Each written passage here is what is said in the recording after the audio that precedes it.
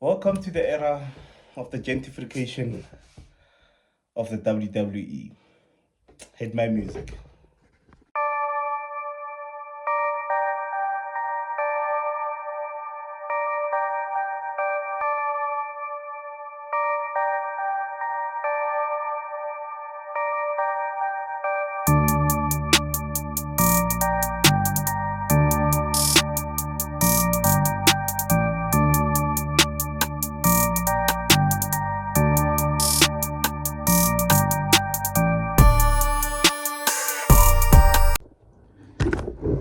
Ladies and gentlemen, welcome to another exciting episode of Simon Says Wrestling.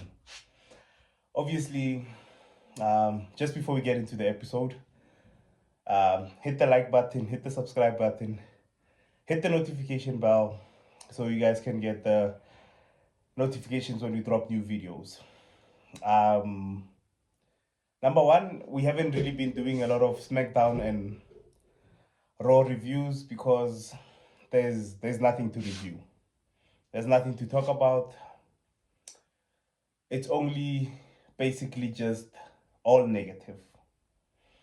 But this week, a story broke that caught my attention, and I thought I'd come here onto the platform and have a discussion with you guys.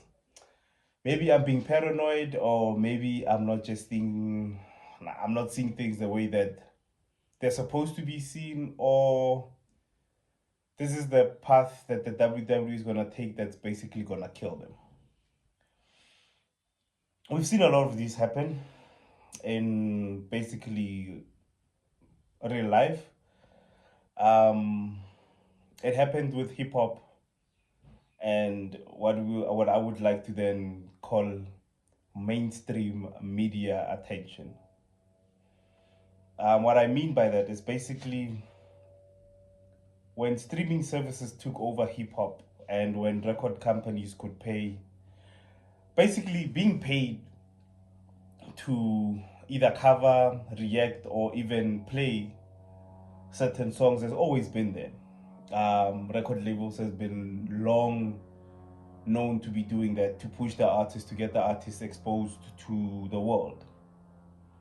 Now, I'm starting to see a similar pattern in how TKO is starting to move with the handling of the WWE. The IWC is a very, very large crowd. It's a very large crowd. I think we have content creators coming on every day, if not every week, in the thousands. And it's a great community. It's a community which is toxic, which is at times fun, and most of the time just entertaining. And you get to see and you get to listen to a lot of people's opinion on what the brand is doing, the direction that it's heading in, and basically thoughts on everything that's happening. And at times, there are a lot of people that have built such a big community that they become attractions themselves into what they think of the industry. Now, we have a lot of big names. We have a lot of big names in the content creation space. The name that got me into basically covering and shooting videos, whether it's making memes, because we need to cope with a lot of the stuff that's happening. So I've recently just been posting a whole lot of memes. The one person that motivated me the most, I think, would be JD from New York. Now, JD from New York is a huge personality. He's a vibe and a half. Very aggressive, no filter, calls it out for what it is. If it's bullshit, it's bullshit. He calls it out as is.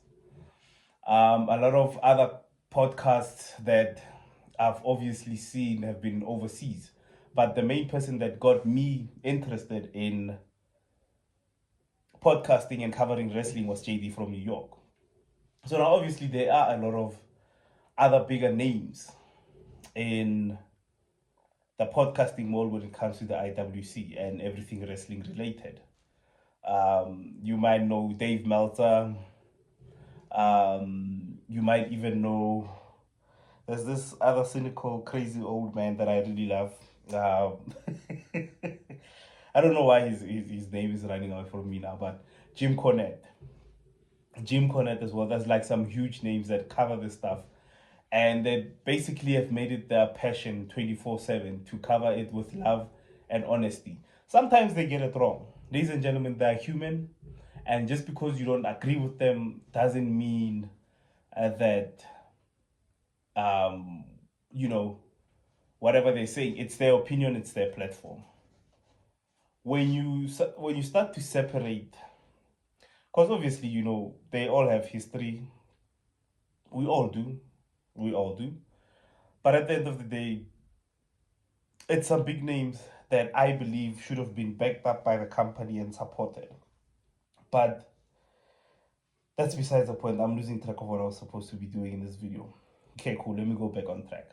So now with those big names covering big wrestling programs, the only big wrestling programs that are well known as WWE, AEW, TNA, and AAA. These are some of the best companies to be covering when you try to make content.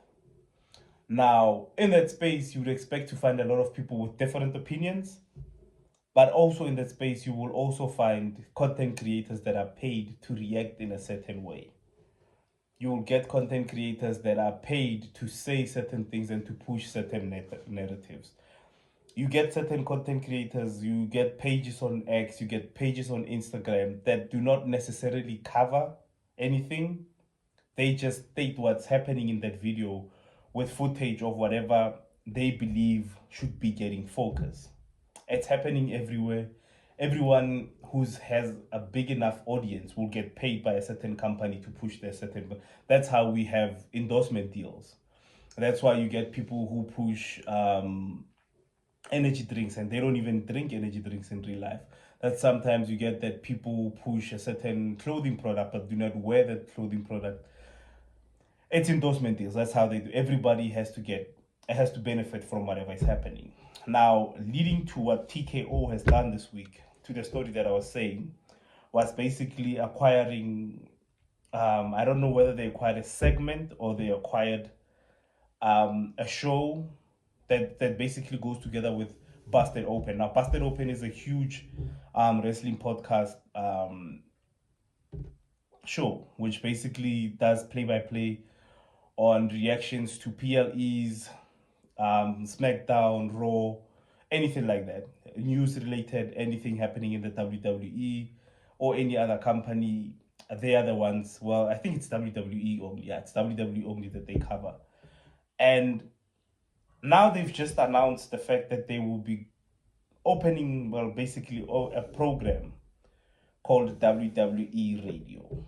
And to me, this just spells disaster. This just spells disaster to every other content creator that is not in any way pushing the agenda of what the WWE is or shining the WWE in a bright light. If you criticize the WWE, clearly a lot of people in this day and age are doing this thing for the credit of it, for basically trying to make a living out of wrestling and enjoying everything that they've done. Now, why is this a bad move for me? This basically spells the fact that TKO, WWE can get to control the narrative. They can get to push whatever agenda that they would like to push and have it not only flustered into your face with shows like WWE Unreal. Now they have a radio station which in then is basically going to be giving play-by-play of PLEs and obviously reviews of those PLEs. Now, whoever's going to be hosting on that WWE Radio, obviously we know Cody Rhodes has a podcast, Stephanie McMahon has a podcast, The Undertaker also has a podcast. So all of that just going to be wrapped into one big bowl and they're going to be on that WWE Radio tip. So is there actually space for honesty in this? And this whole acquisition with TKO, WWE, and Busted Open Radio.